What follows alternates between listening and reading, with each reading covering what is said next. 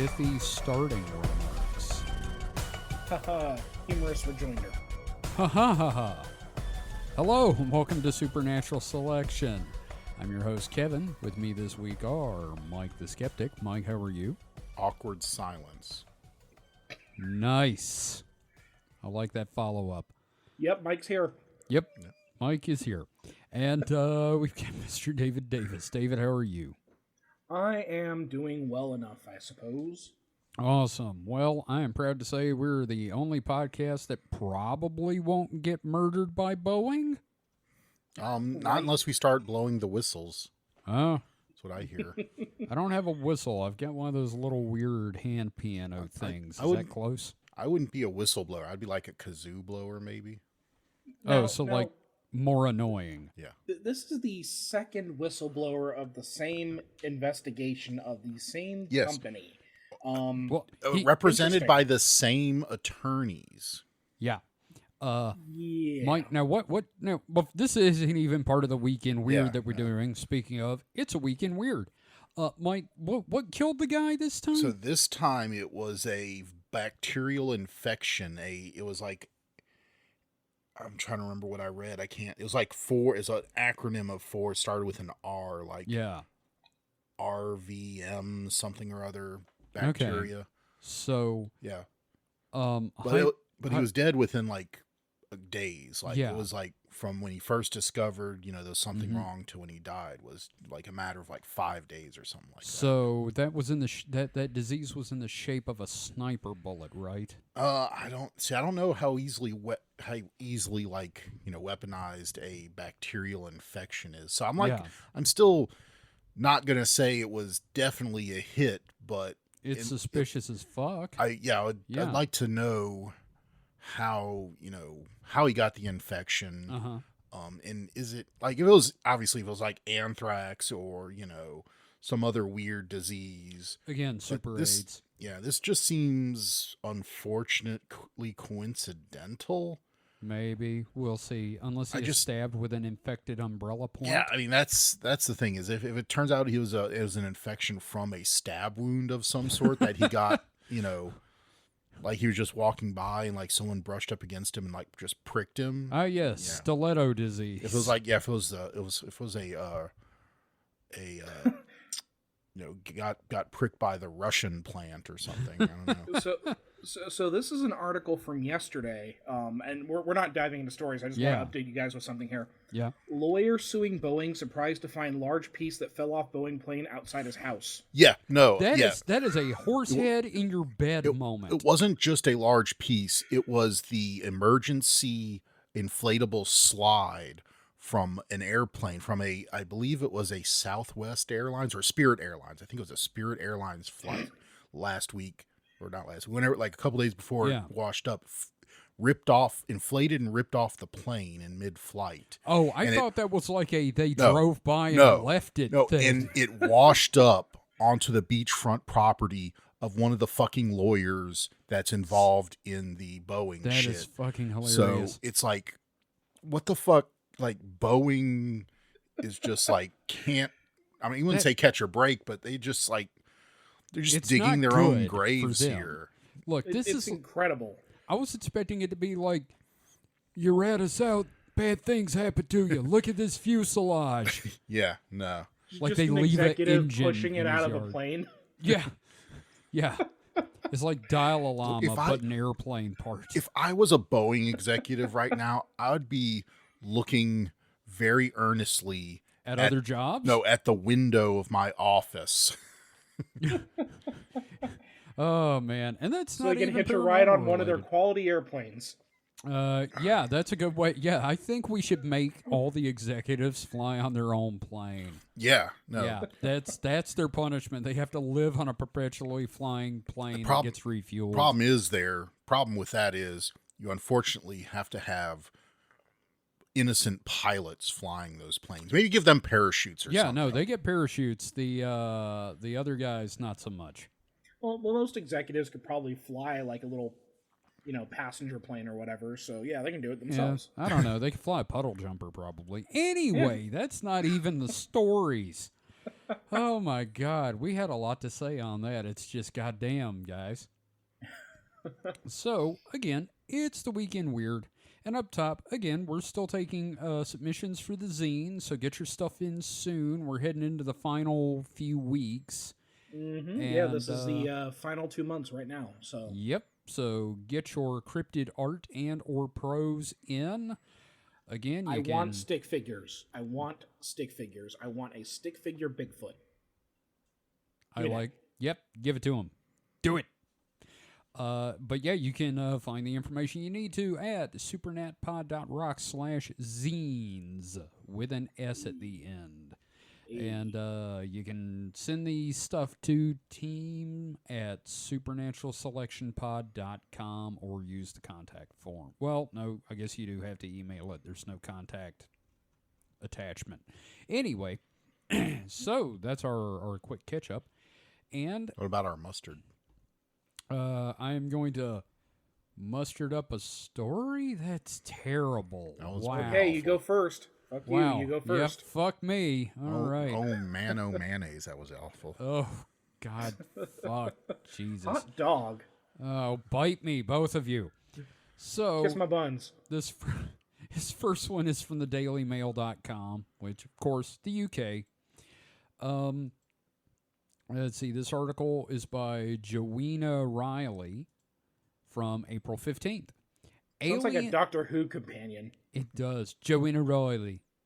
I love you humans. Anyway, Alien Mummies press conference descends into chaos as Peruvian officials try to seize new pregnant specimen with 3 fingers and toes. Let that headline sink in. I don't think it can sink in. It bounced off my brain and it didn't grab purchase. Mike has like an anti-bullshit field around him right now. No, Yeah. I literally can't say anything. The only word I got out of that was 3 fingers. That's a tequila, isn't it? That's 2 fingers. What am I thinking of? 3-finger jack. That's right. All right, so. No, I'm serious. Tell me the title again so I could process it. Fuck. Okay. Shit. Alien Mummies press conference descends into chaos as Peruvian officials try to seize new pregnant specimen with 3 fingers and toes. Now that's Alien Mummies with an apostrophe S. The mummy was giving the conference. Yeah, that's what I was. No, they found more alien mummies in yes. I was going for the joke. Yes, I get it. I get it. It's not a good joke, but I get it. So, sorry. It's okay. So, in a scene straight out of a sci-fi thriller, I don't know about that. A press conference showing, quote, alien mummies took a bizarre turn after Peruvian authorities attempted to seize a new pregnant specimen. Okay. As part of the event, hosted by ufologist Jamie Maussan in Peru, a new alien specimen named Montserrat was presented to those in attendance. Maussan, 70, known for his prolific research into extraterrestrial phenomenon, had previously made headlines by presenting 2 alleged mummified aliens found in Palpa and Nazca in Peru in 2016 at the Mexican Congress in September 2023. We all remember that, right? Mm-hmm. All right. Mike, you remember that? Yes. Yes. All right. The ufologist has been claiming there is definitive proof on the so-called tridactyl mummies due to them having 3 fingers and toes for several weeks. Now, 7 months on, he unveiled his latest discovery, a mummified being named Montserrat that is claimed to have been pregnant at the time of her death. And there's an image there, and you know what? This is one of the better ones they've done. Like, one of the better ones made from human and animal parts, but I have a feeling he's desecrating a Peruvian, human mummy. Could be. With some problems. Anyway, story's going to continue. According to event's host, the alien had been expecting a tridactyl fetus, now affectionately named as Raphael by Mousen. Some choices. However, in a dramatic turn, the press conference was interrupted by officials from the Peruvian Ministry of Culture who stormed the event with the intentions of seizing Montserrat's mummified body. Accompanied by specialized police officers. Specialized? For handling alien corpses. Okay. Officials interrupted a speech given by researcher and journalist Joyce Mantilla to take control of the microphone. The official said, "Sorry for the interruption. We're taking an unexpected preventative action with the Ministry of Culture and the Specialized Cultural Heritage Police regarding the exhibition of the tridactyl mummies that you have reported on social networks." But, in an even eerier twist, plans to confiscate... by the way, that's incorrect. It should be an even more eerie twist. Eerier is not a word. In your ear is a word. Sorry to be David here, but that's not correct English. But in your rear is correct. In your ear or rear? Rear. In your rear. In your rear. In your booty. But, in your booty twist, plans to confiscate Montserrat's body were halted after stunned ministry officials learned that the physical mummy was not present at the event. Shit. Instead, Mousen and colleagues were carrying out a video presentation on the tridactyl mummy, which resulted in officials being invited to watch the 15-minute video alongside the audience. The presentation involved analysis by forensic odontologist and retired professor at the University of Colorado, John McDowell. He was accompanied by William Rodriguez, forensic anthropologist for Maryland State Medical Examiner, and Dr. James Caruso, a medical examiner based in Denver, Colorado. As long as it wasn't David Caruso. Yeah, no kidding. The guest speakers concluded that the mummified bodies are to undergo further investigation and cannot yet be dismissed as fake.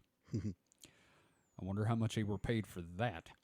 Officials maintain that the bodies are dolls made of human bones, which are likely to have been dug up by grave looters to sell on the black market, as reported by Need to Know. Science writer Mac West said, "There are many reasons why the Peruvian government might want to take action against Jamie Mousen's alien mummy." He added grave robbery, illegal transportation of human remains, smuggling of archaeological artifacts, fraud. We'll have to wait and see. Fetish. Gross. Meanwhile, another set of alien mumpies. Mumpies. Ay, good God. Oh. Alien mumpies. Again, I quit drinking. So I'm so sorry. That is the funniest thing. mumpies. Meanwhile, another set of alien mumpies. Another set of alien mummies surfaced in March, with the three-fingered being said to be from Peru, according to filmmakers who claim to have x-rayed the alleged corpses. One seemingly plaster-encased 4-foot-tall specimen, these documentarians said, contains a new form of DNA and appears to show signs of genetic engineering. You know, it's kind of like a receipt on it. Mm-hmm. A little QR code. Yeah, but that's our article. And I just, you know, I don't trust this guy. He's been pulling this for like over a decade. Mm-hmm. And now a pregnant one. I like that they had gone there apparently to snatch up the remains, but they weren't there. And he was like, nope. A pregnant decade. Yeah, a pregnant. Would that make it a pregnant pause? It'd be maybe. I don't know. So, Mike. Yeah. What do you think about this? All these mummies he's digging up. Man, there's gonna be some pissed off ghosts. Oh, yeah, dude, I can't wait for the Incan curse that will likely kill this man. Yeah. Yeah. I'm looking forward to basically the Lord. I want this guy to get Lord Carnarvon. What's that? That's a guy that found King Tut's tomb and died from the mummy's curse. Mm-hmm. Yeah. So I had a thought about the mummy's curse. You mean the fact that it was spore molds going into their lungs? Yeah. No, you mean the Mumby's curse, right? Mum- Yeah, Mumby's I'm curse. sorry. I've been saying it. Yeah, the Mumby's curse. So yeah, that, or I also thought, well, certain diseases can spend a long time, just dormant. Just stating in a box. Yeah, I mean, you know. I choose to believe it was an ancient Egyptian curse, and I won't let you take that from me. Yes, but the curse was mold. So It's still ancient and Egyptian, so it I is. still It win. is. It is still ancient Egyptian mold that cursed the man to death. So we're all right. Ancient Egyptian death mold. Yeah. Ooh. Instead of cosmic death fungus, Egyptian death fungus. So anyway, that's mine. I just thought, this guy just keeps, he's going for broke. He's 70. He knows he doesn't have long left. So Not if the Peruvian government has anything to say about it. I have to get these mummies out before I die. Man, I wish George R.R. Martin had his gumption. Not that I read his stuff, but goddamn, dude. So who wants to go next? I'll go. Okay. What's your All right. first story, David? Is All it right, about this is mummies? from- No, it's not about Mumbies. Mumbies. Not mumpies or mumbies. Okay. This is from the Daily Star. Woman thinks she might have found Bigfoot poo with monster turd wider than a Coke can. Okay, I love everything about that headline. Just especially okay, everybody makes jokes about American descriptors, but that's very very visual. Yeah, it's very Yankee. It is. It's very that thing's wider than a Coke can. I measured. This is by Ethan Blackshaw, senior news reporter. So, apparently Yeah. he's at an interesting stage in his career now. Apparently. And what site is this? The Daily Star. Right, the Daily Star. My bad. A woman has shared images of what she believes might be Bigfoot poo after stumbling across a Goliath turd she says was wider than a Coke can and looked like a stone. Can I just say I've had those before? So, it doesn't necessarily have to be a Bigfoot. Right? No, it could have just been a wild Kevin. Yep. Christy Morton shared images of the poo in the Pacific Northwest Bigfoot photos, videos, and sightings Facebook group.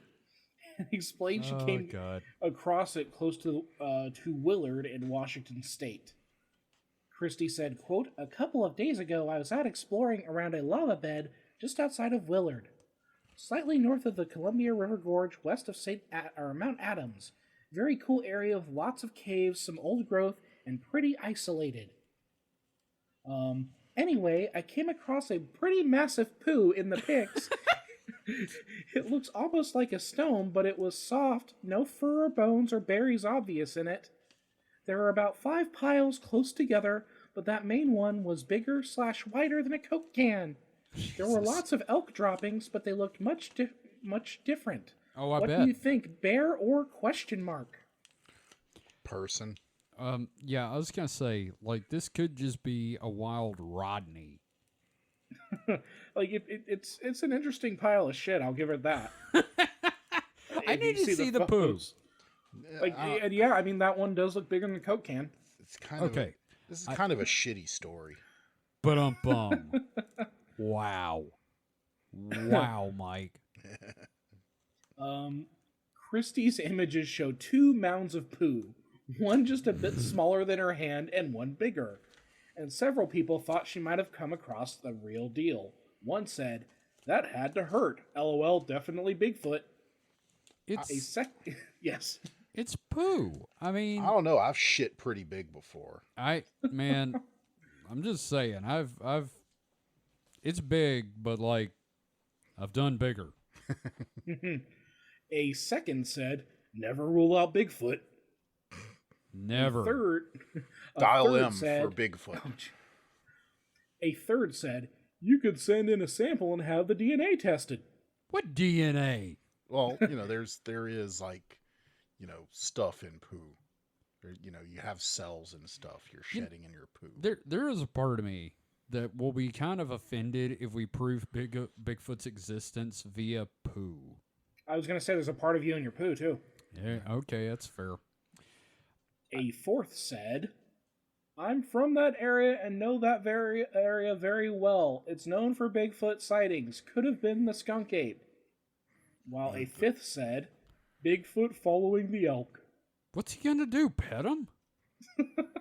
Other commenters ruled out a bear, but offered a slightly more plausible explanation than Bigfoot. One explained, "Cow elk leave pellets, bulls leave clumps, all mushed together, so it looks to be bull elk scat." Another said, "Elk without question." Yeah. Looking at the pictures, it's this Bigfoot needs more fiber in his diet. This Bigfoot needs poo that's not gray.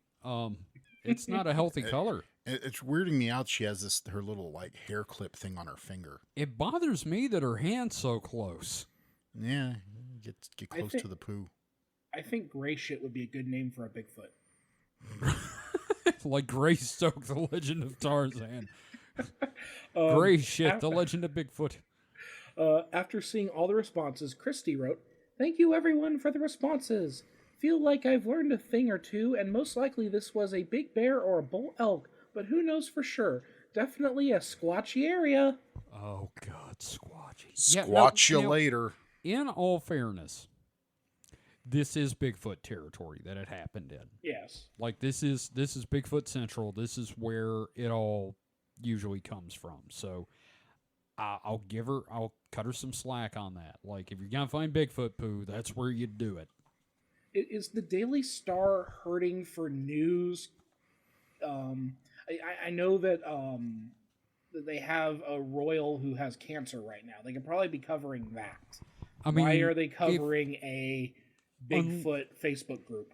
Unless it goes like super aggressive, I don't know that there's much to really report on that.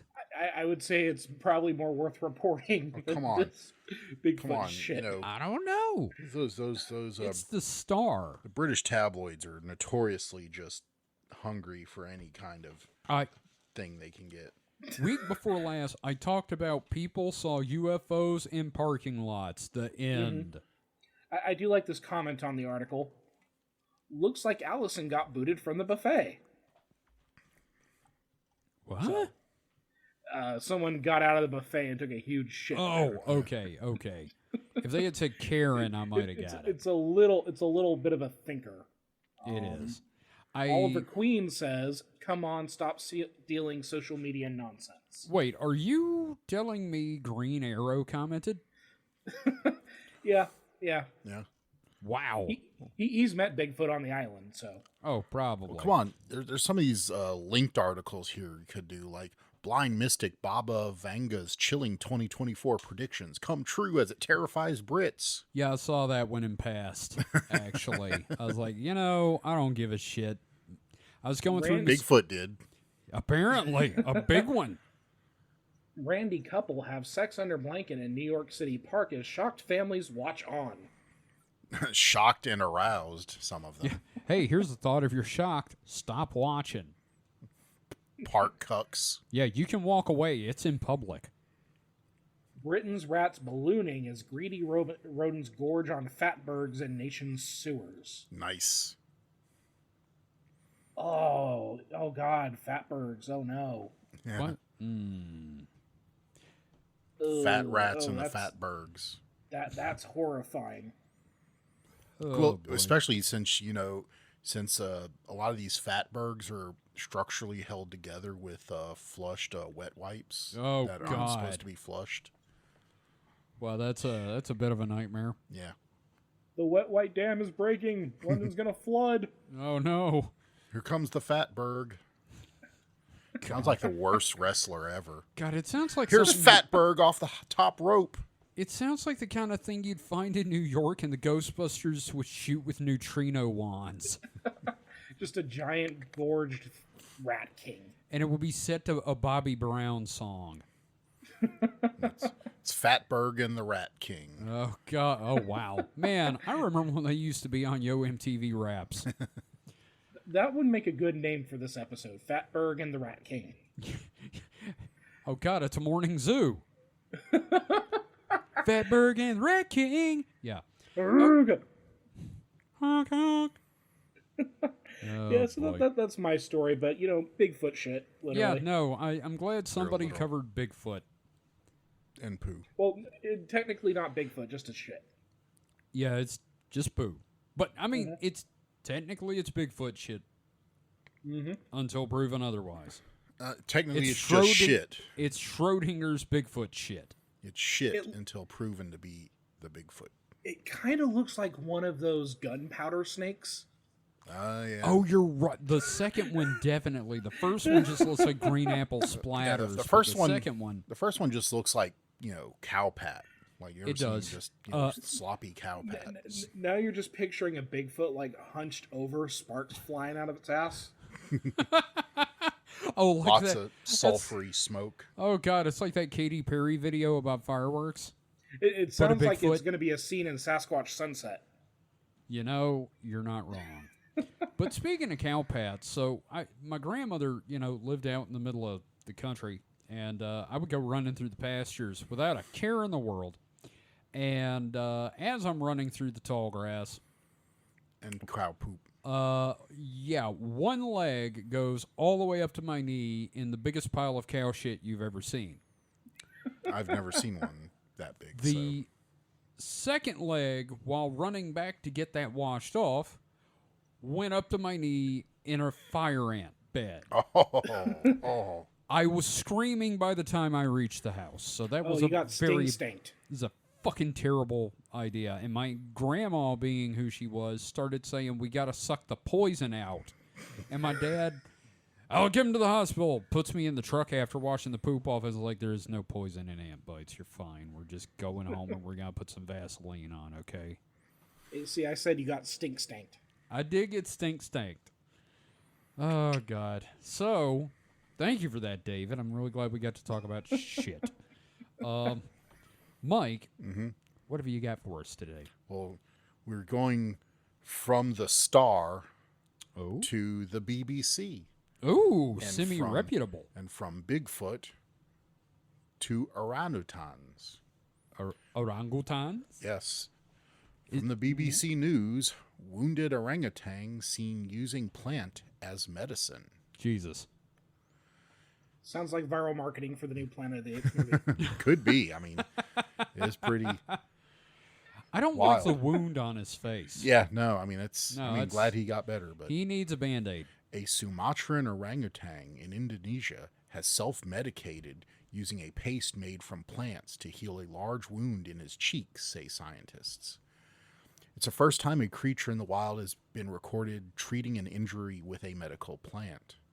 Damn. After researchers saw Raccoon applying the plant poultice to his face, the wound closed up and healed in a month. Scientists say the behavior could come from a common ancestor shared by humans and great apes. Quote, they are our closest relatives, well, great apes in general, I guess. Yeah. Not the orangutan. Well, this one specifically. This orangutan specifically is our closest relative because there was some freaky stuff going on. And this again points towards the similarities we share with them. We are more similar than we are different. I would say that's I don't have a stretch, but I don't have cheek flaps. Yeah. Says biologist Dr. Isabella Lemur I don't know. at the Max Planck Institute in Germany and lead author of this research. Oh, hey, Planck. Yeah. Like Planck time. As in the physicist Max Planck. Yeah. Yes. A research team in the Gunyang Lesser National Park, Indonesia, spotted Rackus with a large wound in his cheek in June 2022. They believe he was injured fighting with a rival male orangutan because he made loud cries called long calls in the days before they saw the wound. The team then saw Rackus chewing the stems and leaves of a plant called Akar Kuning an anti-inflammatory and antibacterial plant that is also used locally to treat malaria and diabetes. I need some of that. He repeatedly applied the liquid to his cheek for 7 minutes. Rackhus then smeared the chewed leaves into his wound until it was fully covered. He continued to feed on the plant for over 30 minutes. The paste and leaves then appear to have done their magic. The researchers saw no sign of infection, and the wound closed within 5 days. He doesn't get a cool orangutan scar? Oh, no. Chick stick monkey scars. After a month, Rackhus was fully healed. That's fucking amazing, honestly. Yeah. No, that's cool, dude. That is mind-blowing. The scientists concluded that Rackhus knew he was applying medicine because orangutans rarely eat this particular plant and because of the length of the treatment. He repeatedly applied the paste, and he later also applied solid plant matter. The entire process lasted really a considerable amount of time. Like he was doing treatment. Yeah, that's why we think he intentionally applied it, said Dr. Laumer. The doctor said. Laumer. Laumer. I'll just say Laumer. Laumer. There you go. The researchers also saw Rackhus resting for much longer than usual, more than half of the day, suggesting he was trying to recuperate after the injury. Well, he's in pain. I mean, come on, nobody wants to go swinging through the trees when they're in pain. Also, you're not looking your best for the ape ladies. Yeah. Scientists were already aware that great apes use medicine to try to heal themselves.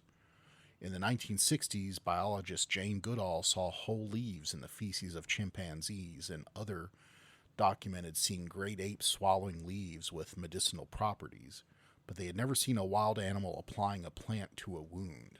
So they'd known they knew they'd never seen it though. Well, no, they yeah, of course. Like, I mean, it's in action. This is one of those things that probably happens, but they hadn't seen it. But what I'm saying is that they had known before that apes like this had eaten plants for certain medicinal things. purposes.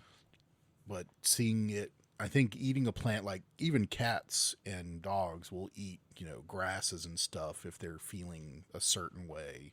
Yeah. So I'm guessing. Seeing that, it's like, oh, well, that's one thing. But then seeing one actually preparing a poultice to put on them is like, it's right up there, with tool use. Yeah. Which we've also seen. What'll really freak us out is when we see him, like, open up a tree trunk and, like, pull out a Band-Aid. Yeah, I was going to say. Well, I mean, that's what he made. He made a little Band-Aid. He made a little plant Band-Aid. He's got a little bluey Band-Aid on his cheek. Now, here's a bluey Band-Aid, really? Mm-hmm. Okay. And next he's going to eat some Flintstones vitamins. So here's the thing. This just shows the intelligence of great apes, and it leads me to believe I want to do my experiment. What's your experiment?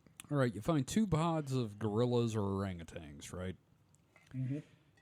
You give one like a bunch of supplies from Home Depot. And then you give the other a whole bunch of guns and ammo. No, we're not doing this. And then you come back in a year and you see what happened. You are creating war crimes. Do you have Monkey Town? And do you have a bunch of dead monkeys? Or do you have Monkey Town that is being held by the gun-toting monkeys? Do you have Monkey Mad Max?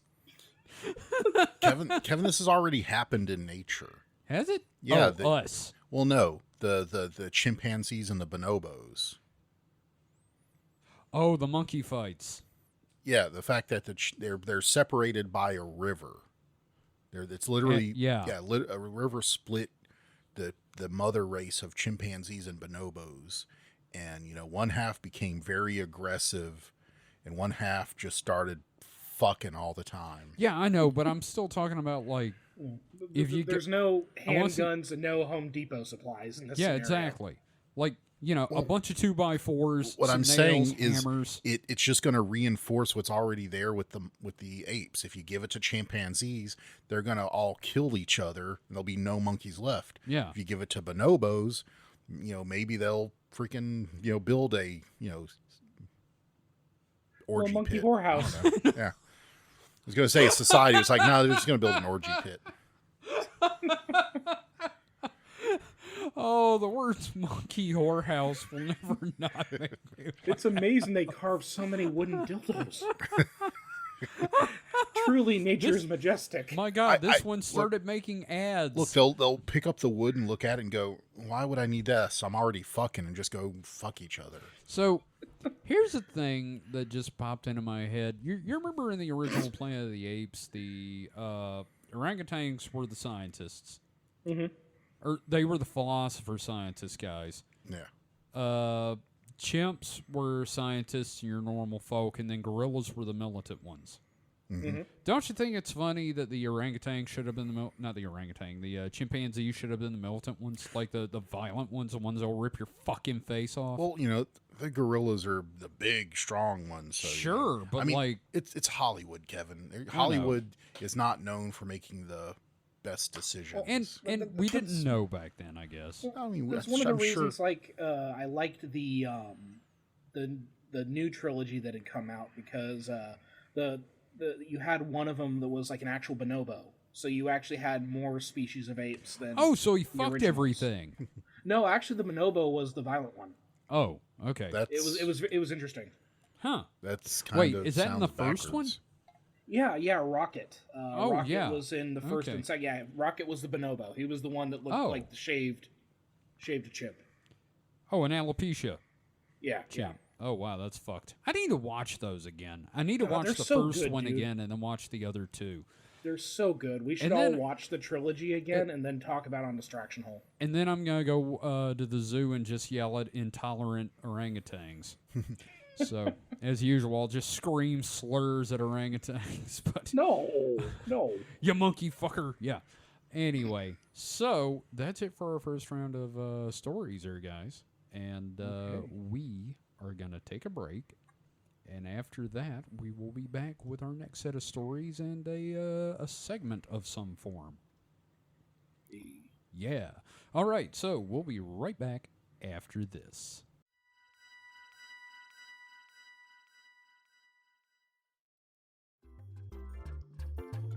Hey there, if you're listening to this podcast right now, you're probably into cryptids and monsters. Well, if you have a creative spark, you can always join us in our first ever Supernatural Selection zine project. For 2024, we are doing cryptid encounters, where you can draw or write a encounter with a cryptid of your choice, and we'll put it in the zine. The current submission window is from early January to late June. If you're interested in finding out more, you can always go to supernaturalselectionpod.com/zines. That is ZINES. Now back to the show.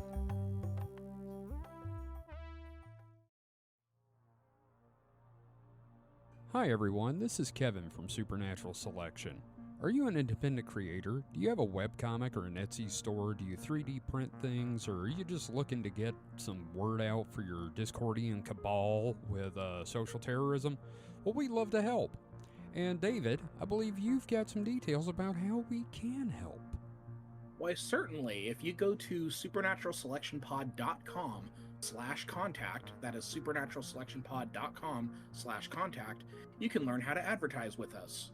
That's right. I believe the rate is $2 per episode. You can't beat that with a stick. I mean, trust me, we've tried. Yeah, that's cheap. That's literally cheaper than dirt.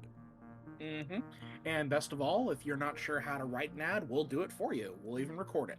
Absolutely. Just let us know what you need in the ad, and we'll be happy to do that for you. And again, that URL is supernaturalselectionpod.com/contact. And now, back to the show.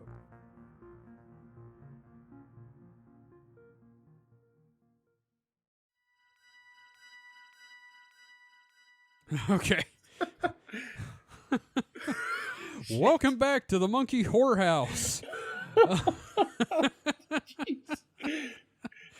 Oh man, David, you killed me with that one. No, I'm sorry, man. I was in the middle of thinking of whether or not I was going to ask you a joke, and I'm trying to figure out if I should ask the question. Is it appropriate? No, but when Then are I my questions? insist. When are my questions appropriate? Yeah, then I insist you ask. Okay, so you just got back from the bathroom. Was it bigger than a Coke can? It wasn't that kind of visit. Okay, there we go. Could it fill a Coke can? I'm diabetic, so yes. Shit. It can always fill. It could fill a 2-liter probably. Jesus Christ. Yep. I thought you were asking about my dong. I'm like, I'm not talking about that. No, I'm not interested in the spout. I'm interested in the product. Okay, you want the water, not the hose. Gotcha. Exactly. All Jesus right. Christ. We're off to a great start on this half. This is a great show. Holy shit. What? Oh, that's terrible. Yes. All right. So, my next story is from the dailymail.com. Again, A lot of British sources this week. they've got such great batshit news. And Bigfoot shit, too. Yeah, exactly. So, this article from the dailymail.co.uk is by Matthew Phelan, senior science reporter for dailymail.com. I'm sure his parents are real proud after this article. But I wanted to bring it up. We actually discussed this prior, but this is like a new reason to bring this up. And a reminder, it relates to the Pascagoula abduction. So, exclusive. New witness of 1973 alien abduction in Mississippi featured in new Netflix doc claims she saw the 5-foot creatures with pincer-like claws that performed examination on 2 fishermen. Pardon. This article's from April 11th. Okay. A new witness to a bizarre alien abduction in 1973 that is at the center of a new Netflix show has spoken out for the first time. During a video interview, she recalled seeing 5-foot-tall aliens emerge from an oval-shaped UFO with flashing blue lights over the Pascagoula River. Good copy edit, guys. Good one. Thanks. Anyway, flashing blue lights over the Pascagoula River, scoop up the fishermen and carry them off into the night sky. When the craft returned, she claimed the beings... Okay, again, thanks for the copy editing here, guys. Are you sure this isn't Phantoms and Monsters? Yeah, I was thinking that. I'm glad I'm not doing that this week after this. Thanks, Daily Star. think I'd stroke out. So, when the craft returned, she claimed the beings each man by the arm who were slumped over and unconscious. You leave out one word and it turns into word salad. Anyway, Maria Blair has kept what she saw that October a secret for decades due to fears she would be ridiculed, but gave a video testimony in 2023 that has been shared with dailymail.com. While the case is decades old, it has been brought back to life in Netflix's top-ranking new docuseries, Files of the Unexplained, sparking new interest into what may have happened on that night in the Mississippi marsh. Now, wait a second. Netflix has a new docu-series about unexplained phenomenon and mysteries. Yes. Did they not already burn through everything for unsolved mysteries that they brought back? They only did like a couple of paranormal things on there. It was mostly true crime. Okay. Yep. The first episode of the Netflix... Mumbies. The Mumpies. The first episode... God damn it. You hit my giggle button. All right. First episode of the Netflix series focuses on the experiences of Calvin Parker when he was aged 19 after he maintained that he fought off an alien by getting her around her skinny-ass neck. That was not English, was it? No, I get it, but like we covered this story, and that never happened in any version of the story I read. Yeah. I read his book. I read the relevant parts from the other guy's book that he included in his book. So I got that bitch-ass alien a chokehold. Let me tell you something, man. I gave her a roofie, and anyway. So, Blair is just now coming forward to tell her part of the story. They left twice. This is the one time this is appropriate because it's Mississippi. They left twice. When they brought Calvin and Charlie Hickson back, she said, when they brought them back from the spaceship. That also is not how sentences work, gentlemen. No. That's when they got back in that craft, Blair said, and it took off straight up. Straight Now, up, does she mean straight truth.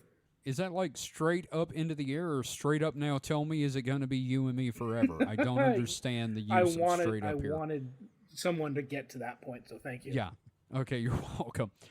Parker and Charles Hickson made international news following their claims. As Hickson described oh, God damn it, you assholes. As Hickson described the scene to police. Wow. In a 1973 video, the UFO flashed its blue lights that sounds like cops now. I was going to say it's a cop. As it descended into the marsh, revealing 3 5-foot-tall gray, wrinkled-skinned creatures with pincer-like claws who seized the 2 men. Hey, the rest of that sentence worked. Parker then chimed in, saying a large floating eye scanned their frozen bodies for about 30 minutes. They gave a thorough, and I mean thorough, examination to me, just like any doctor would. Blair, who has only spoken about her experience on October 11th, explained in her interview that she and her now-deceased husband, Jerry, saw the entire thing unfold over the marsh. I'm watching from my car, and I'm seeing the lights and the blue lights flashing, said Blair, who was then waiting with her husband for a boat set to take him on an oil rig out in the Gulf of Mexico. That's when Calvin said he'd seen the blue lights. Blair estimated she saw the UFOs flashing blue lights for about 35 to 40 minutes in total that night. The same testimony given to police by Parker and Hickson. You're surprised when you look in the sky and you see a blue light. It really calls your attention to it. I'm sorry, it's a wrong voice for Hickson, told Jackson County sheriffs in a tape interview the night of the incident. Here's another thing. They keep talking about a blue light and looking up. Are they just talking about at Kmart? Did they get really drunk and go to Kmart? I'm wondering if the UFOs were related to Kmart. Right. It come right down above the bayou, he said. 2-3 feet high above the ground. That's him. That's not them writing at this time. Blair, too, witnessed that key moment, she said. The door opened, a bright light came through, very bright, and I'm seeing the 3 UFO guys come out, aliens or whatever. The UFO guys. UFO guys, that would make a great T-shirt if we put like 3 little aliens, and just like simple icon, like just restroom like icon, bathroom, aliens, yes, and then just like UFO guys. It's like the slow-mo guys, but just a couple of aliens in like white lab coats. I was gonna say it sounds like a spinoff from Property Brothers or something. Okay, UFO researchers Philip Mantle and Dr. Irene Scott interviewed Blair on 2 separate occasions, first in 2019 and again 4 years later, saying she has stuck to her story. But the Mississippi woman has not shared details with the Sheriff's Department or U.S. military that spoke with the 2 men decades ago.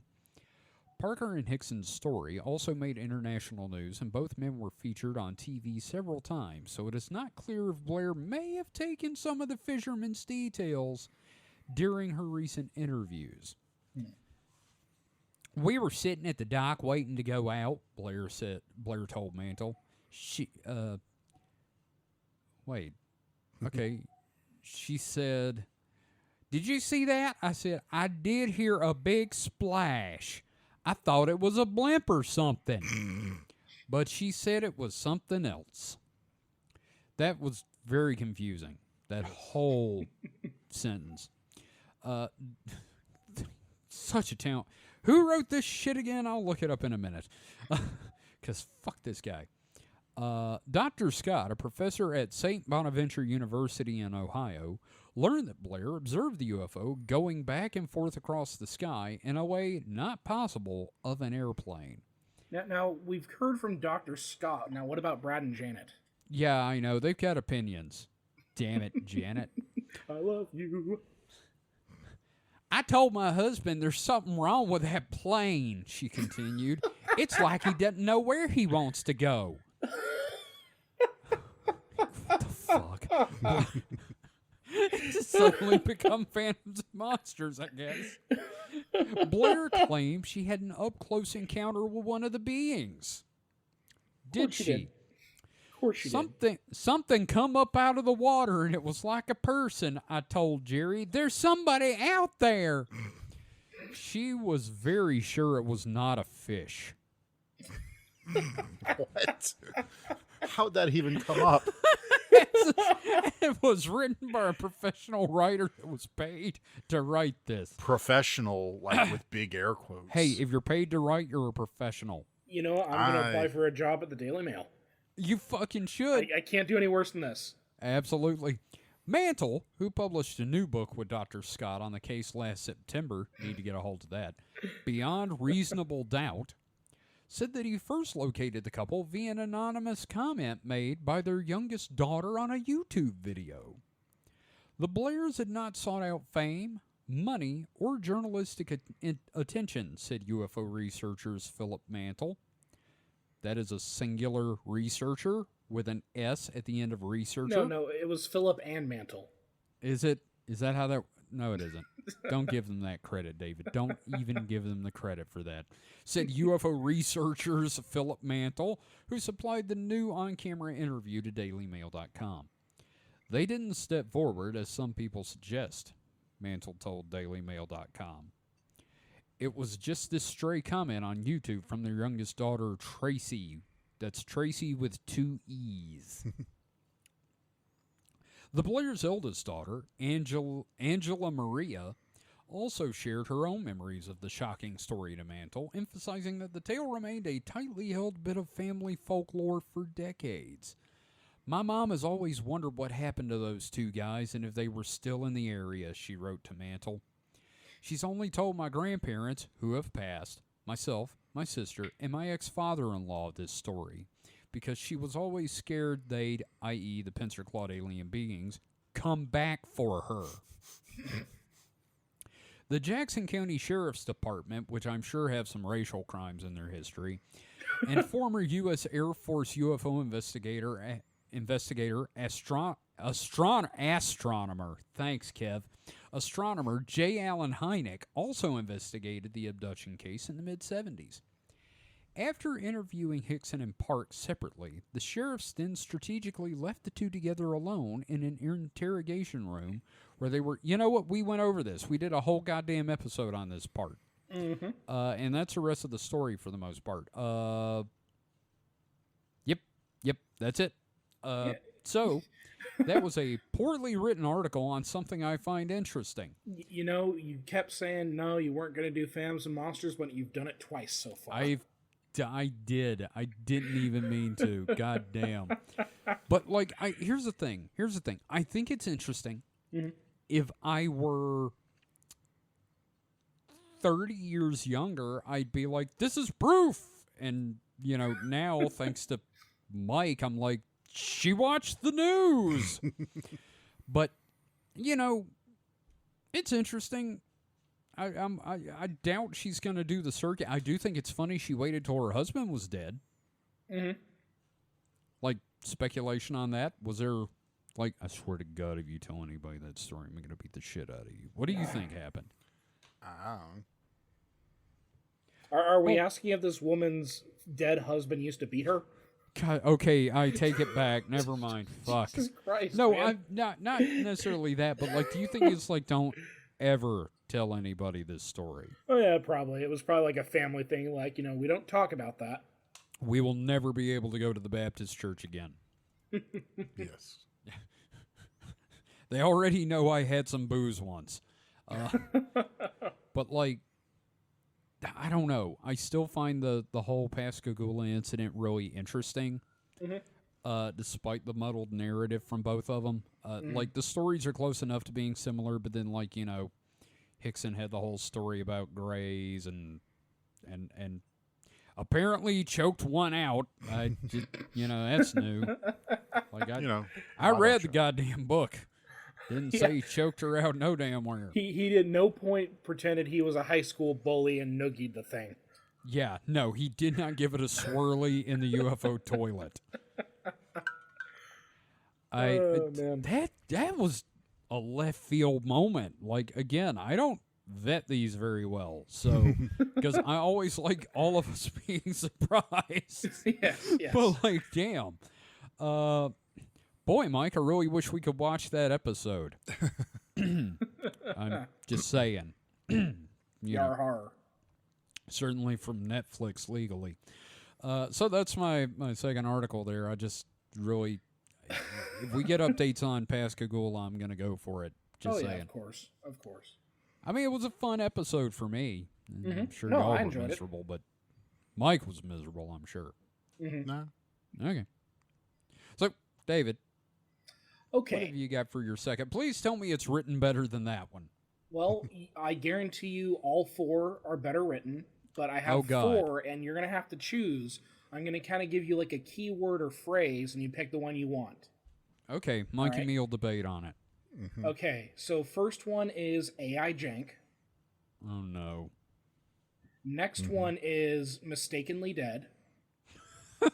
Fun. Oh, that sounds like a sitcom. Next one is midlife conspiracy theorists. Oh, damn. And the last one Us. is dentist horrified. I kind of want to go for midlife conspiracy theorists. But I don't know. Mistakenly Dead's pretty strong. I know. It's one of those two, I think. Should I flip a coin for it? Kevin, hold your hands up. Rock, paper, scissors. Damn it, both rock. No. Hold Oh. on. 1, 2, 3.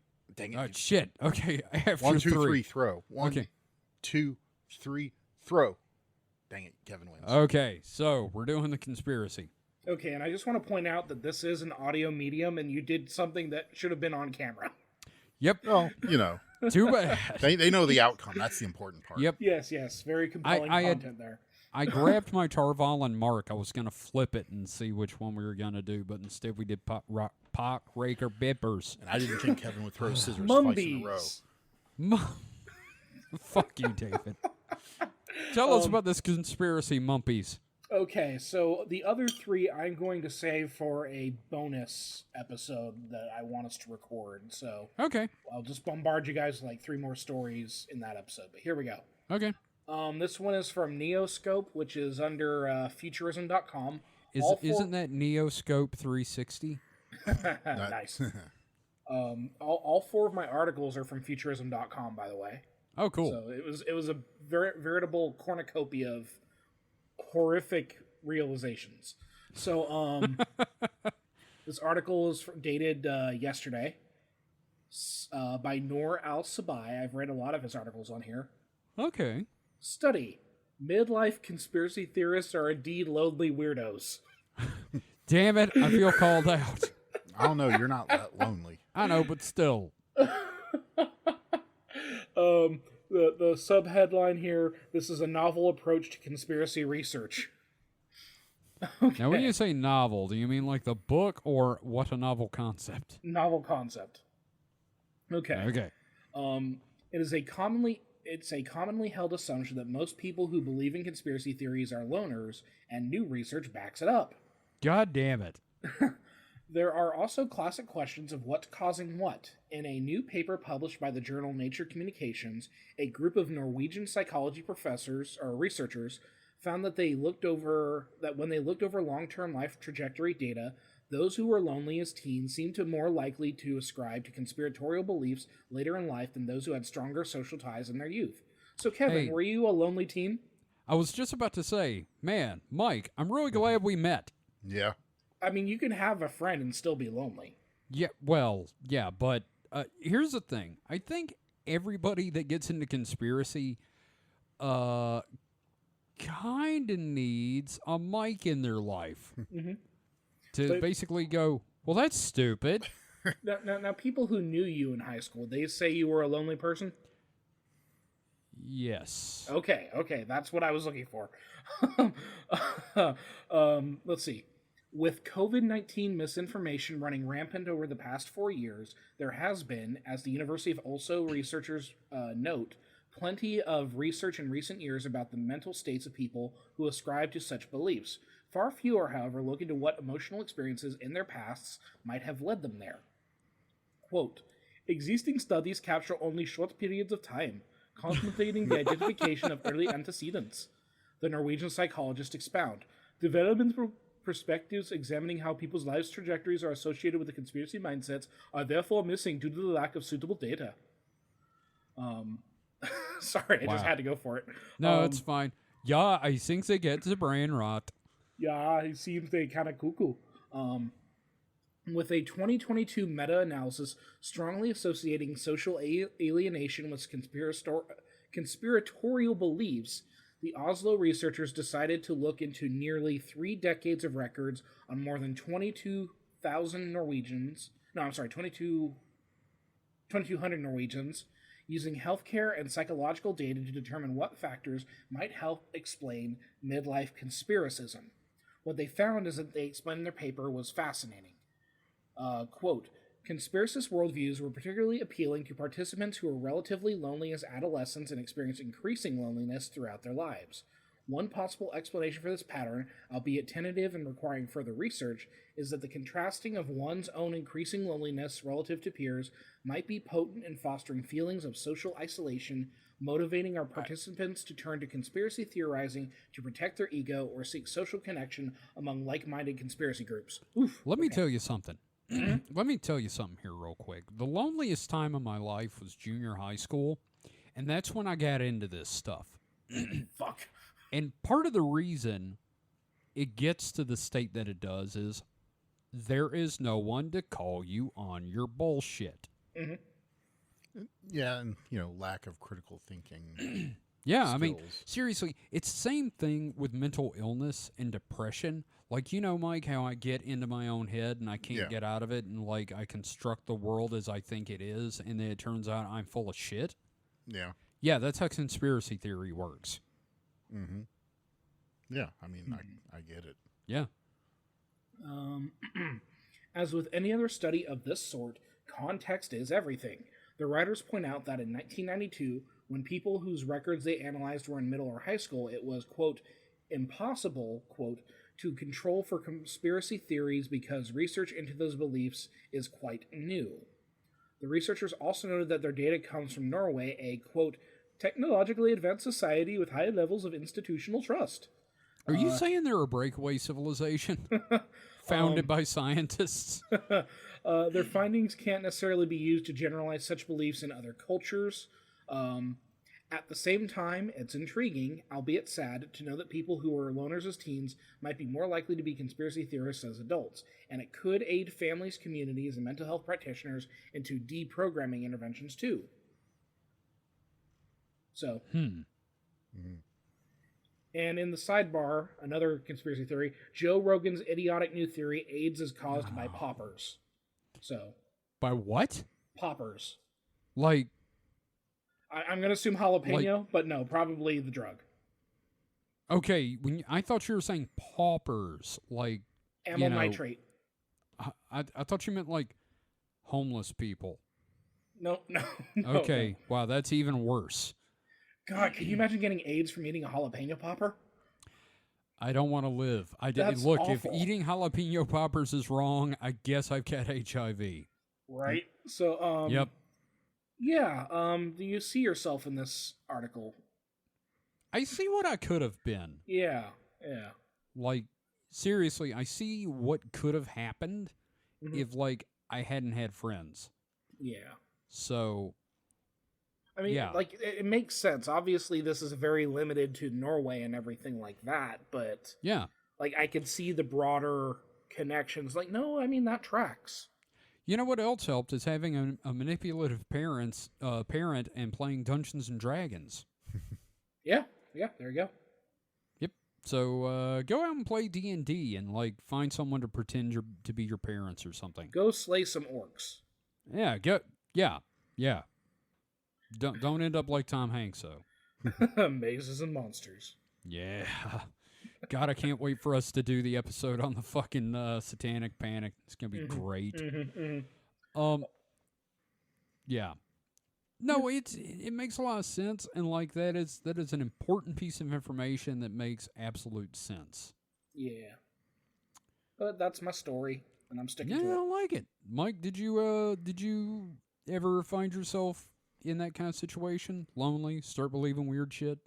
Um, I mean, lonely, yes. Believing weird shit, I don't think so. I mean, I don't know. I don't think so. Okay. I Just don't know. curious. What's the weirdest thing you believe, Mike? I mean, so I bet I know what it is. I'm not immune to conspiratorial thinking. It's just I try to uh you know think it out, like Yeah. not just see the connections and go, oh, this happened therefore that, but try to like look at who benefits from it and Cui why. bono. Yeah, just kind of like get to the root of it and suss it out, like. And I'm not always right. I'm probably not even maybe half right. Oh, but, you're not right. but I like to think I don't believe in things willy-nilly. Mm. I like to at least have some kind of substance behind it. Well, one day you're gonna say the most out of pocket belief ever, and I'm just gonna have a fucking field day, man. It's gonna be so great. Yeah, I can't wait for that day. I believe he's all like, yeah, no, hamsters I come think from that Mars. cheese is actually a government tracking program. We're gonna be like, fuck yes, finally. Well, no. See, here's the thing. We all know cheese is mind. All the planets are spheres, but everybody should know that the moon is a fucking disc. It's not a sphere. It's a hologram. Of course it's a disc. No, it's not a hologram. It exists. It's just like a coin. It's just hanging there. Mm-hmm. I mean, Yeah, that on a string. explains. It's God's decision maker. That explains why it never rotates. It's always the same side facing us. Okay, I got you. It's a big mirror. No, if not a you wanna- mirror. Just And if you want to hear more shit about the moon like that, you should listen to our 2-episode series on the moon. Yeah, it's called Over the Moon because we are over the fucking moon. Actually, we got some questions after the stories I want to read that have to do with conspiracies, and one of my favorite stupid conspiracies. We'll get into that though in a few. flat moon theory. Here's the thing. Here's the thing. Flat earthers never answer. What the fuck's on the other side of the flat Earth? Cardboard. If it's flat on this side, obviously there's a reverse side. There's a side B. Mike. What's on side B Earth? Stalactites. It's the side That's- B of Revolver. That's well. I mean, sure, some of it is in fact in contact with the 4 elephants holding it up. Jesus Christ. But what the is disc around? world. What is around those? But what are the elephants standing Mike, A turtle, a giant turtle. yeah, to on? And give what's the turtle standing on? Hang on. Another turtle. Yeah, to quote John, to throw a John Green reference in that's from something else. It's turtles all the way down. Yeah, it's just a stack of turtles going Yep. into infinity. Yep, Yertle that has is been God the entire time. You've heard that story, right? Where That a you're- woman was at a science thing and a science lecture, and the guy was talking about the Earth being round, and she was like, "The Earth is flat, and it's on the back of a giant turtle." And he was like, "Well, what's a turtle on?" She said, "Another turtle." And he said, "Well, what's that turtle on?" And she said, "Can't trick me. It's turtles all the way down." You see, when you asked me if I'd heard that story, I thought you were asking about Yertle the turtle. Oh God, no, not that. Well, what do you mean, not that? That's a great story. Yeah, I know, but still, I just love Okay. that. I just love that Dr. Seuss hated children. So Well, in Dr. Seuss's defense, most kids are dicks. yeah, no, I can't stand a lot of children. Yeah. There's very few children I like. And now that I've made myself out to be the worst monster in human history, Mike, what's your next story? What? Well, obviously it's going to be what's on the other side, on side B of the moon. That's where the Garden of Eden is. In Gata La Gita. What? Inagata de Vida? Yes, yes. That's a very odd statement to make. I'm just, Yeah, blah, blah, fucking blah, with blah. you. I was going for a joke. Yeah. Yeah. Yeah. Yeah. From Iron Butterfly. Yes.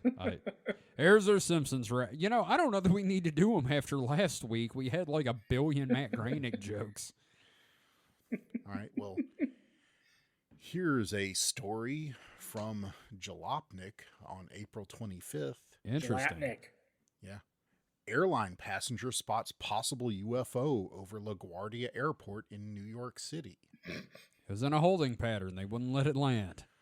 Michelle Reyes claims the FAA hasn't replied to her email about the UFO, which totally isn't a drone. Totally isn't. Nope. Quote, if you can make it here, you can make it anywhere. The evocative lyrics of New York, New York have been more applicable, I think it would say never been more applicable, but... Okay, have as been someone more who writes applicable. professionally, Yeah. that is a dumb fucking way to open an article because they're just trying to find a way to open. You know, I feel better about my article now. Have been more applicable than on Wednesday. Could not have That's the been word more trying to applicable. Yeah, that's what I thought. That's why I stopped, because my brain was like, Wow. there's supposed to be a never there. Professional writing in all Yes. these articles this week. Do better, Jalopnik. Monkey, do better. An airline passenger recorded video of a possible UFO over LaGuardia Airport, a drop in the surreal bucket that is America's largest city. Is it really? I go in New York, I guess it is. Yeah. Within the past year, wildfire smoke from Canada engulfed the Big Apple. The government deployed a military presence into the subway, and a minor earthquake struck the city. I just want some peace to enjoy a slice of pizza and shout, "I'm walking here," at tourists. Is that so much to ask? Terrible. Is that an actual quote? Yes. Wow. That's from the Man. TFA. Just wanting to be the most New Yorker article ever, apparently. I want to slap everyone in This has big transplant energy. This is someone that's in New York but hasn't. lived I in New grew York up in their whole life. Iowa. Yeah. Mm-hmm. Well, I'm a New Yorker now, though. I saw a homeless man masturbate on the subway. New York, am I right? I was drinking and nearly died from you saying that. Every person I know who's been to New York has some sort of homeless dude masturbating on the subway story. Mike, did you see a homeless man masturbate on the subway when you were in New York? No, I was only there for 2 days. You though, did so- not have the experience. I know. Okay. Yeah. But I don't know. That seems like kind of low hanging fruit for the initiation to New York. It sounds like a Look, John Mulaney bit. It's I like a live in fucking. baptism. It's like a baptism by jizz. I live in Gross. Jackson, Mississippi, and a guy masturbated walking through the lobby of a office building that I was in. So They called that a full Jackson. I watched a dude take a shit on a brick wall in front of me. So I mean, like, I don't know that you really need to go to New York for this kind of stuff. I think New York, to have the authentic experience, you have to see, like, I don't know, rats eat a person. Or That's at least fair. drag pizza up a flight of stairs. That's some Ninja Turtle shit. Let's yeah. Michelle Reyes told News Nation that she spotted a flying cylinder moving at high speed while looking out of the window of the plane. You said looking, right? Because it Yes. sounded like licking the window. and I Licking was like, licking out the window of a plane. wow, gross. The cable news channel also invited Ben Hansen, a TV host and self-proclaimed UFO investigator, to lend credibility to Reyes' account and verify that the video wasn't faked. Self-proclaimed. Self-proclaimed. Self-taught. Top men. Top men. I completely believe that the video is real. However, I have to mention Fucking that course he visual does. speed is relative. The plane could have just been, flying while the unidentified Mummies. Unanimity. unidentified Mummies. object was moving at much slower speed, like a drone. And so there's embedded video, like it's from News Nation, Uh-huh. and seeing the thing fly by, it's like on there for 2 frames, and you can't tell anything. I mean, Yeah. it's black, and it has like a little shiny reflection on it in the one still they can get from it. So Yeah, I'm looking at it, and honestly, kind of looks like a Corvette. I don't know. It just It looks like somebody catapulted a Corvette. it looks like a black bar from Arkanoid, you know, the thing with the ball bouncing game. Oh, dude, no. It's Spock's torpedo. Oh, yes, it is. You're right. They were launching Spock. We're on the Genesis planet and it sucks. Oh my God. Wow. Spock landed, you know, April 25th, so we only got a few more days before the Genesis device. Mumby. The Sega Genesis device reboots the planet. Oh yeah, and then Christopher Lloyd's gonna show up with a lobster on his head. Yeah. Yep. Can you imagine like Spock like regenerating in New York and what a New York Vulcan would be like? God. Oh God, that's terrible.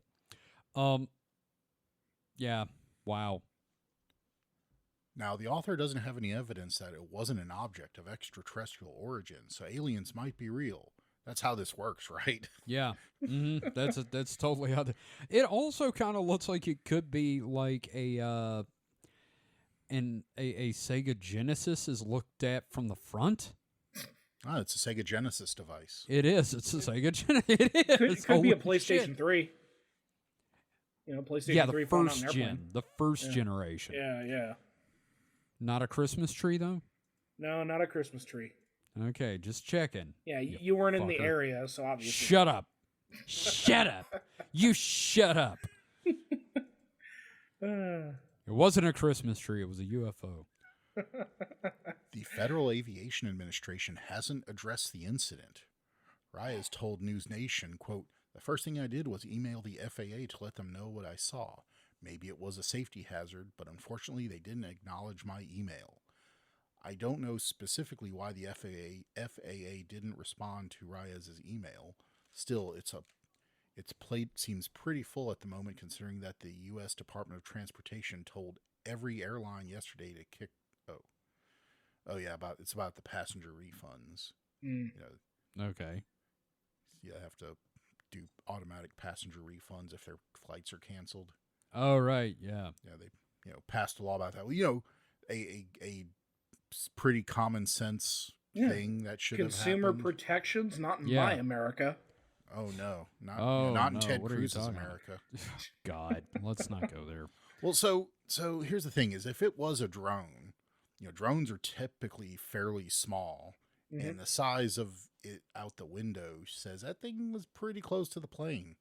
Like if it's drone sized, that was, you know, uncomfortably close. Yeah, no, that is plane like a terms. disaster waiting to happen. And I wouldn't call it a disaster because drones aren't the strongest things, and planes are, you know, designed to withstand being hit by, you know, Canadian geese, which probably That's are true. way more Canada gooses. way more structurally sound than a drone. But it's not good either. Like, just because I won't die from getting hit in the gut with a baseball bat doesn't mean I want to have it done to me, right? Mm.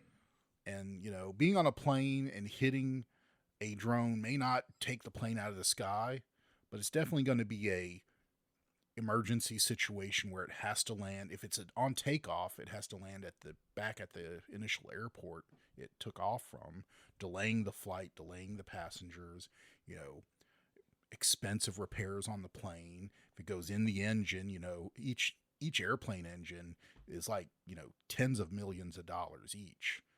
So, you know, that's a really expensive thing to break. So, you know, yeah, it's not a trivial thing. Like, I understand, like, I'm of two minds about, like, drones and the kind of uneasiness that the government has with them. Like, one, yes, they're abused, they're a problem, but they're not going to just take planes out of the sky, you know. Yeah. Right. That's what I want to say about that. Yeah. We've covered enough like weird plane stories that we could probably do a best of that ends with the one where the dude shit all over the plane. Oh, You remember that the one? poo plane. The poo-poo plane. The poo-poo plane. Yes, I remember But then there was that. also the one where the person airdropped the audio of like someone having sex in the plane. I'm trying to remember that one. Yes. Yeah, no, I remember that because like they couldn't figure out where it was coming from and everything. Yeah, no, we've had a lot of airplanes fun are fun. airplane ones. It's so dystopian. Yeah. I mean, unless you're on Southwest and then you're just listening to a bunch of failed comedians tell you about flight safety. Yeah, and then you've got Boeing that's trying to kill its passengers and its whistleblowers. So Yeah. Yeah. It's trying to kill everybody. Well, thanks for that, Mike. I'm glad you covered the actual UFO thing this week. Yay! And of course, I'm also glad we figured out it's Spock. That's pretty much it. It's just Spock. yeah, So, before we move on to anything, it's not really a news article per se, but The Onion has been bought by a company called Global Tetrahedron, which is a company that they made up and used in their articles for a long time. Like a week or two ago, I put this in my Weekend Weird queue. Okay. Is a Twitter chain. Yeah. And I read the article, and it's a separate company, and they bought The Onion. And they're like, yeah, no, we're keeping the staff. We're giving them freedom. They can go back to being The Onion. hell yeah. So I'm happy about that. Yeah. No, but the thing I had was a whole Twitter chain talking about the founding of Global Tetrahedron. Oh, really? Yeah. We'll have to talk about that on Distraction Hole. But, another disreputable news source that I feel akin to is getting their freedom back. So that's awesome. And it's nice for the shitification of the internet to be less shitified. Yes. It's a hell of a statement. Yeah, but yes. because it was Go Media, right? Yeah, it was. God, they're the worst. Yeah. Yeah. Also, real quick, looked it up. New York City is, in fact, the largest city in the U.S. And they like to followed think by they are. Los Angeles, Chicago, and Houston. Well, yeah. I mean, I kind of figured that, but it's. You just don't want them to have it because they're such assholes. They're so smug about it. I don't have the problems with New York everybody else does. I'm fine with that. If you're listening from New York, fuck you. Wow. Yeah. Wow. Get those rage clicks. What was that? Hey, did you hear this fucking guy? You hear this fucking guy? Yeah. Yeah. Let's get that going. It's more likely that we'll hear something back from New Yorkers as opposed to me pissing off people of New Mexico last week. So, just wanted to throw that out there. I like that we have made so many enemies. We'll just offhandedly just say, the Dutch suck. Yeah, Stuff fuck like that. New Zealand. No, I'm kidding. Keep your hobbits. I've known folks from New Zealand. They're some of the nicest people I've ever met, and I'd love to visit because of Lord of the Rings. Yeah. New Zealand's got some good people despite the country. God damn, dude. Okay, thanks. So before we go on to no, we're gonna do a segment. We're gonna do your segment, David. We got a segment. It's an update thing, right? Yeah, we're going to call this kind of segment following up. Occasionally there will be updates to topics that we've covered in an episode. I know that we already had that earlier this episode with the Pascagoula abduction. Yeah, it's a bit of an update week. Yeah, but we've got a new one, and this concerns the Voynich Manuscript. Yeah, the weird-ass book with the weird drawings of women in pools and an undecipherable language. Yeah, so we're going to kind of run through this real quick, look at what the updates are and everything like that. This was published on Science Alert. Voynich Manuscript finally decoded, ? Medieval sex secrets may hide in mysterious text. It's only full of nude women. Yeah, that Mike was super interested in. Suddenly, Mike has this on his main monitor. Oh, I got the vapors. Fiddle-dee-dee. The Voynich Manuscript has long puzzled and fascinated historians and the public. The late medieval document is covered in illustrations of stars and planets, plants, zodiac symbols, naked women, and blue and green fluids. But the text itself, thought to be the work of 5 different scribes, is enciphered and yet to be understood. In an article published in Social History of Medicine, my co-author, Michelle L. Lewis, the author of this one is Keegan Brewer. Michelle L. Lewis and I propose that sex is one of the subjects detailed in the manuscript, and that it's the largest diagram represents both sex and conception. Ooh. So Sex. let's see, late medieval sexology and gynecology. Sure, it's not medieval. Right. Mumbies. Yeah. Yeah, why don't you go fuck your mumpies in the medieval period? Well, it's the way that it's spelled, man. It throws No, me. I know. It's medieval, Yeah. and it's weird. Research on the Voynich Manuscript has revealed some clues about its origins. Carbon dating provides a 95% probability the skins used to make the manuscript come from animals that died between 1404 and 1438. Oh, cool.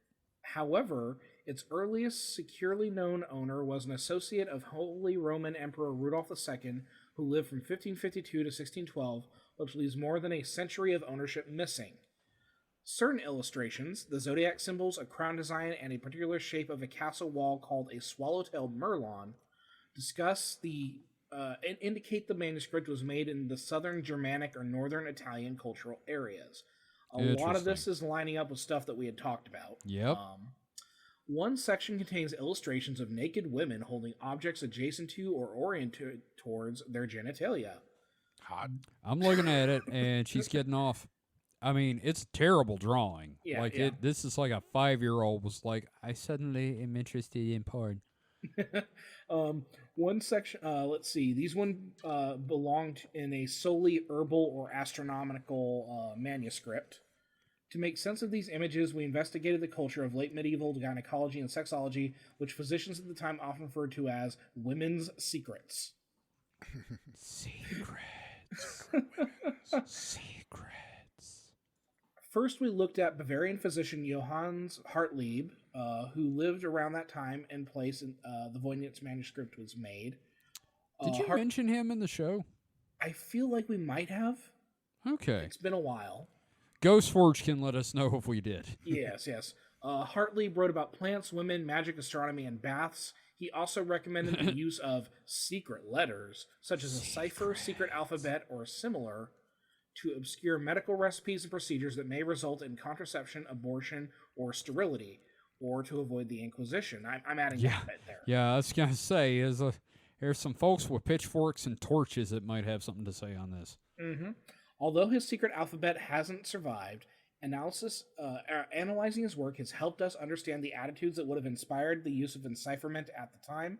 For instance, Hartlieb felt a strong apprehension about women's secrets becoming widely known. He worried his writings could facilitate extramarital sex and that God would condemn him if this happened. Man, I totally misread that as excremental sex, and I was like, oh no! It's in the pooper. Oh no, not more Bigfoot poop. For instance, Hartlieb felt a strong... Oh, wait, here we go. In his unenciphered writings, he either refuses or hesitates to write about certain topics, such as postpartum vaginal ointments, women's sexual pleasure, claims of women giving birth to animals, the, quote, correct coital positions for conception, libido-altering dietary advice, and information about poisonous, hallucinogenic, contraceptive, or abortive plants. Is it getting hot in here? Writing for male aristocrats in vernacular Bavarian rather than Yeah, in academic Bavaria.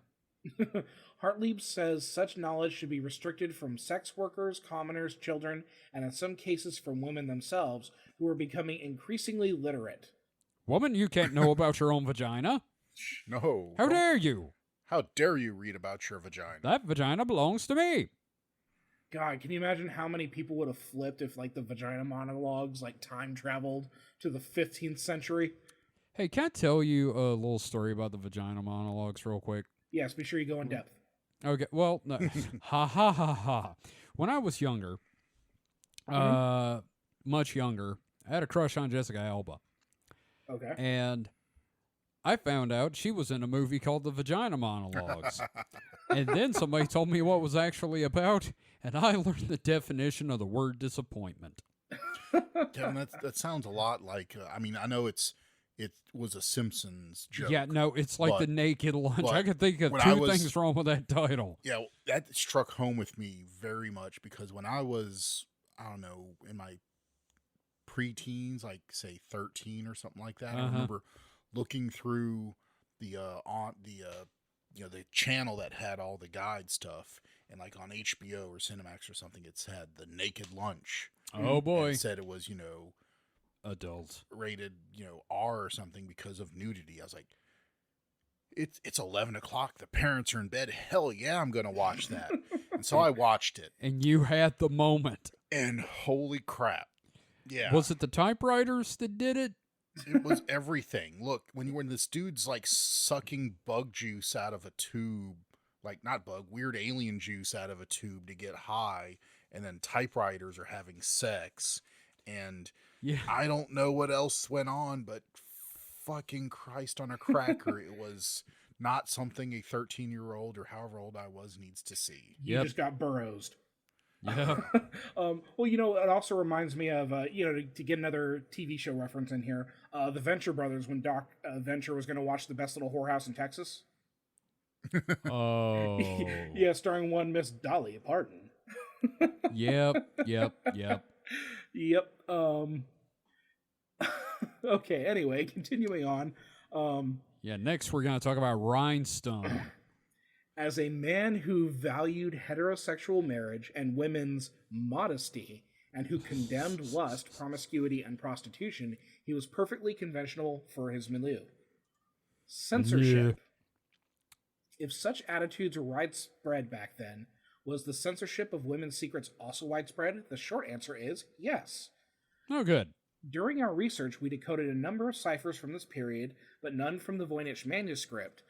The longest was a 21-line cipher from late medieval northern Italy that obscured a recipe with gynecological uses, including abortion. We also wow. we also found many examples of authors self-censoring or of readers erasing or destroying information in gynecological and or sexological texts. Censors would often only obscure a few words, usually genital terms or plant names in recipes, but sometimes they would remove entire pages or chapters. One Bavarian manuscript includes recipes for invisibility and magic spells for sexually coercing women, after which 2 pages had been removed. Oh, they left the thing to befuddle the minds of women. Mm-hmm. The censor writes this removal was done, quote, not without reason. Uh-huh. Okay, now we're getting into some details on one of the illustrations, the rosettes. By analyzing the Voynich illustrations through this lens, we propose the rosettes, the manuscript's largest and most elaborate illustration, represents a late medieval understanding of sex and conception. I am not sure how they're getting that from this. It looks like a star map. Yeah, it looks literally like someone's understanding of the universe, but, I mean... Yeah, no, it's seriously, I really expect him to open the Stargate with this. Mm-hmm. Our proposal is in keeping with the patriarchal culture of the time and resolves many of the manuscript's apparent contradictions. It also allows us to identify several of the illustration's features. In late medieval times, the uterus was believed to have 7 chambers, and the vagina 2 openings, one external and one internal. What? Now, didn't they think that the uterus could wander around the body? Maybe. The old wandering uterus. Yep. So we believe the 9 large circles of the rosettes represent these. So, yeah, the 7 uterus chambers and the 2 vaginal openings. That is make up the 9 circles. Man. One day the uterus is in your foot, the next day it's up in your throat. With the central circle representing the outer opening and the top left circle representing the inner opening. Okay. The 8 outer circles have smooth edges since they represent internal anatomy, while the central circle has a shaped edge since it represents external anatomy. Okay, so one's the vagina, the other ones are the internal chambers. Right.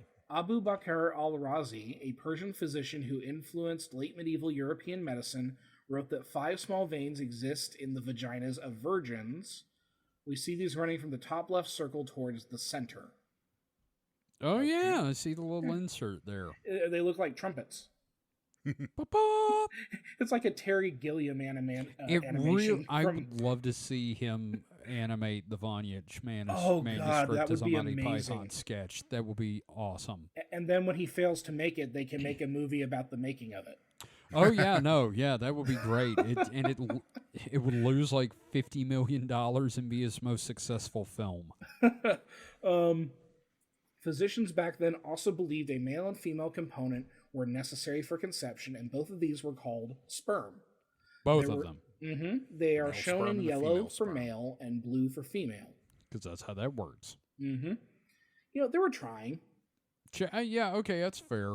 Yeah, I mean, like, you know, they had the term. The sperm term. The sperm term, yeah, okay. Women were thought to receive pleasure from the motion of the two sperms in the uterus, which is depicted through lines and patterns. You know what's funny is all this speculation about what gives women pleasure could have really been answered if they fucking asked. No, you can't trust what a woman says. Jeez, I'm what just are you talking saying. about?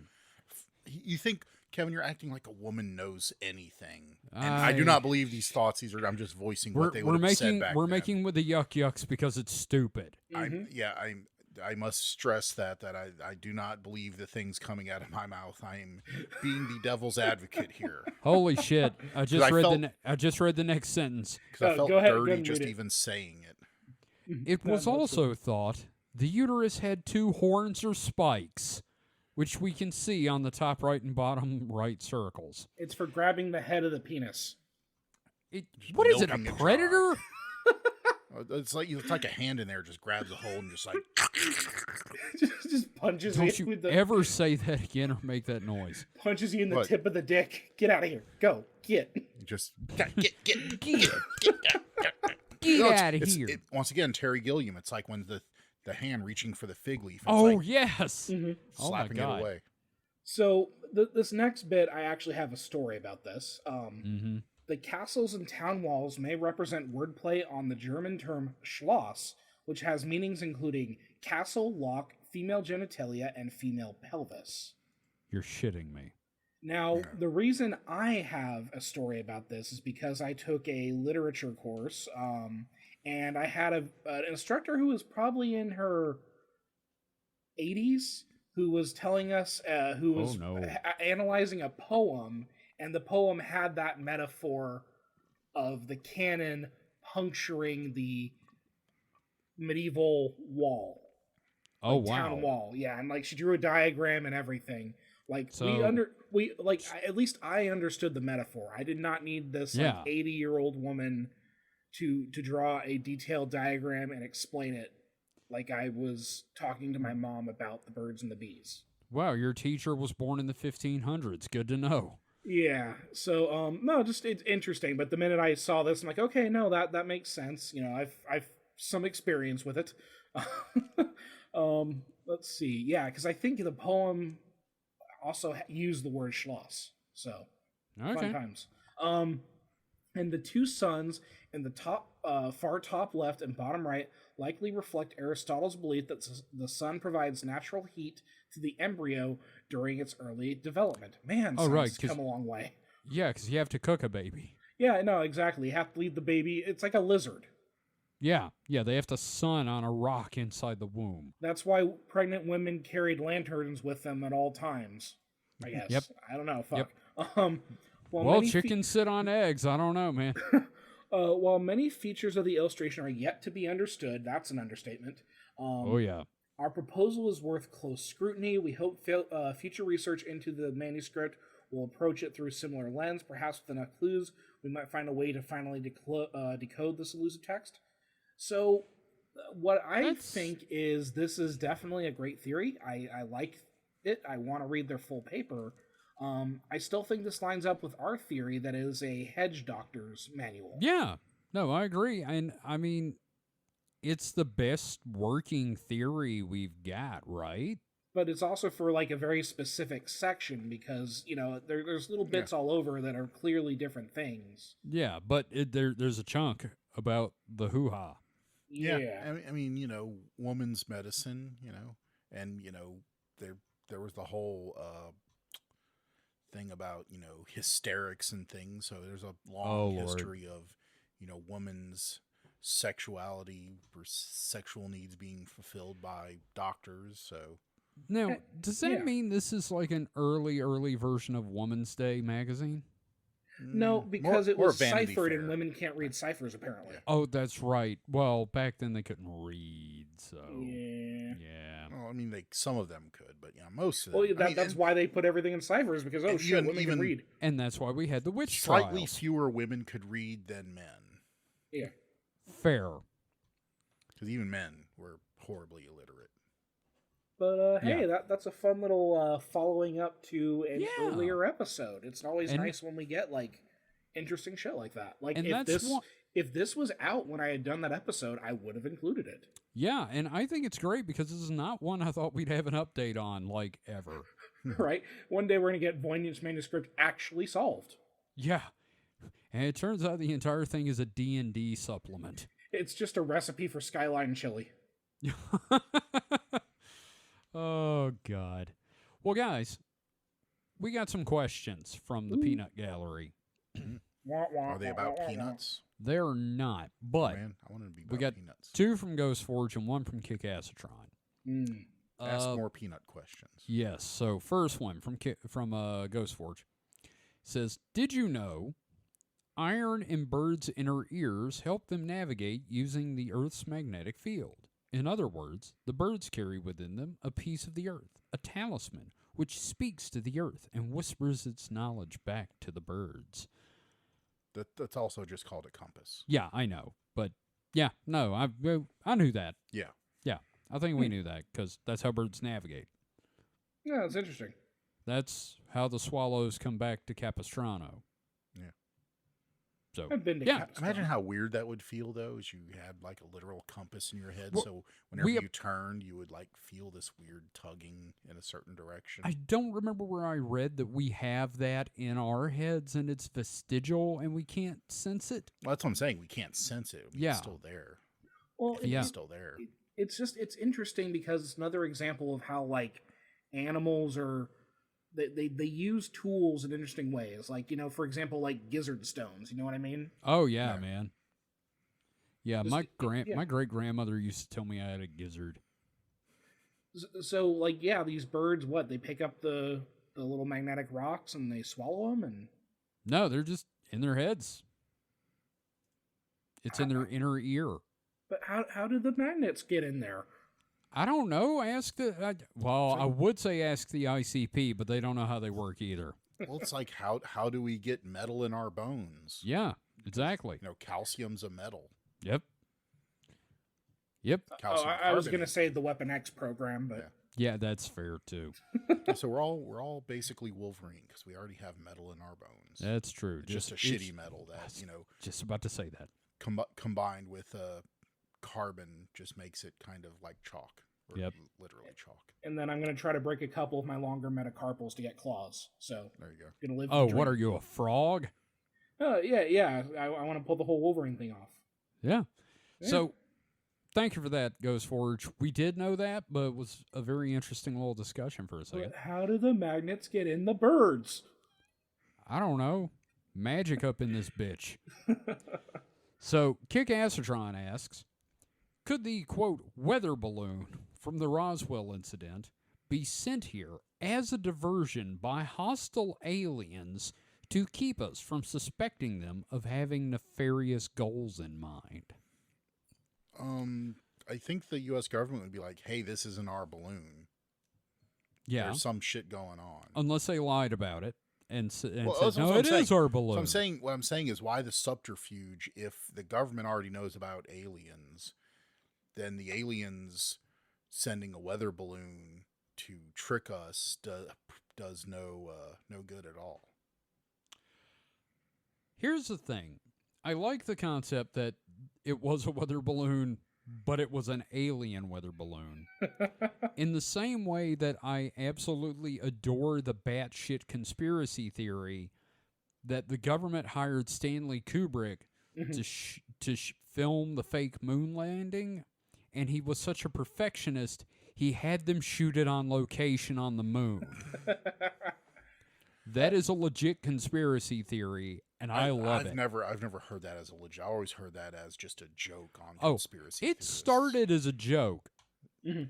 The problem is that satire is dead. No, we- because we- real we- conspiracy theorists won't believe we actually went to the moon at all. Now, we did cover the Kubrick theory in one of the Moon episodes. We did. But We but did. not to the extent. I think we made the joke We that he didn't- was such a yeah. perfectionist Yeah. that he actually We went did- to the moon to shoot the moon. For the Yeah, fake we moon landing. didn't cover it in depth, but we Yeah. did cover it. Now, what I appreciate is that if it was an alien weather balloon, I'm just picturing like, holy shit, Lipnak, this planet doesn't have acid rain, or something like that. You know what I mean? It's like, we need to fix that. just crazy shit, man. I love it. Yeah. I love that question. Thank you, Kick-Assatron. And you said the thing about the Kubrick thing. Get ready for more crazy, because you've seen the thing about this movie that's coming out. What movie? I forget who it, but it's basically about a lady PR person for the moon program, and as a backup, she sets up a moon filming stage. Oh no. Yeah, and This so, is like when they did Capricorn 1, yeah, which was the same story except starring O.J. Simpson, so that's problematic. but it's like a rom-com between her and some NASA guy, like I think the head of the astronaut corps I or don't like something. this. But yeah, no, it's I'm like going, wow, it's going to be more fodder for freaking conspiracy nuts. See, this is how they're getting the truth out to us to try to. And I'm like, why would they do that? That's not how the Illuminati works. I mean, technically it is, but that's not how it works. Lastly, we got another question from Ghost Forge, and this is for me. It says, for Kevin, is your Lord Kevin of Beef Wellington alias a stealth perverted Dune joke? No. It is the most British sounding name I could think of off the top of my head, because I was trying to come up with something that sounded a little bit like cirrhosis of liver. Sirloin of beef. Yes. You know, the real ones understand why I giggle every time I say beef swelling. I mean, Beef it's swelling. funny. Yeah, no, just again, It's, like it's I funny. saw that. It's like a children's joke about dongs. There's just this like really fun diagram of like the Brian or the Frank Herbert Dunes books, and like the first two are like philosophical treatises on yes. falling messiahs, and then the other four are like weirdly horny. I've seen that. Which, I know this is for distraction and all, but like, I can't believe we're living in a world where Dune is a popular meme. Like, in my day, if you were into Dune, you got your head flushed in a toilet. Yeah. Just saying. Well, I mean, I don't know how I feel about this.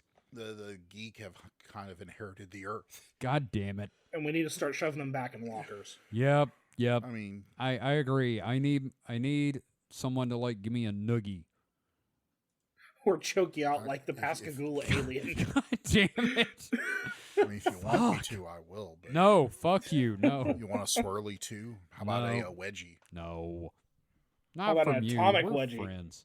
Ooh, that's different. Yeah, put me in a double jaw clock. Purple nurple. Ooh, hell no. Wet willy. My nipples are sensitive. Wet willy? No, God, that's terrible. Give me an Indian burn, I guess. Native American. Native American burn. No, oh shit. I'm gonna beep that.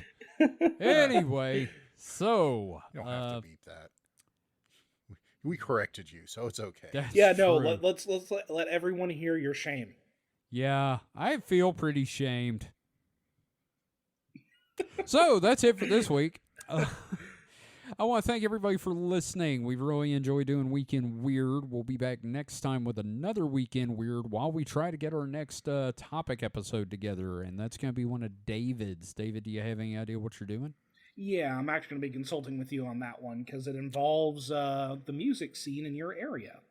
Ooh, that's right. Yeah. Yes. God, I turned into that chicken from the Foghorn Leghorn cartoons. A man. So, Anyway, Mm-hmm. shit. Thank you, everyone, for listening.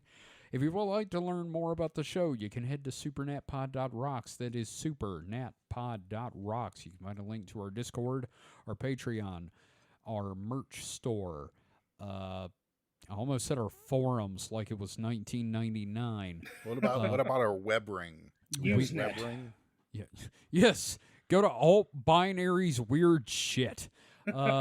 Anyway, yes, head to supernatpod.rocks and find everything you need to. You can find info about the zines. You can contact us with the form. And don't forget to leave a review on whatever podcatching utilities you happen to use. We would love to read them on the air for good or ill. You could also send any stories or questions to our email team at supernaturalselectionpod.com. And I do want to make a shout out to a listener.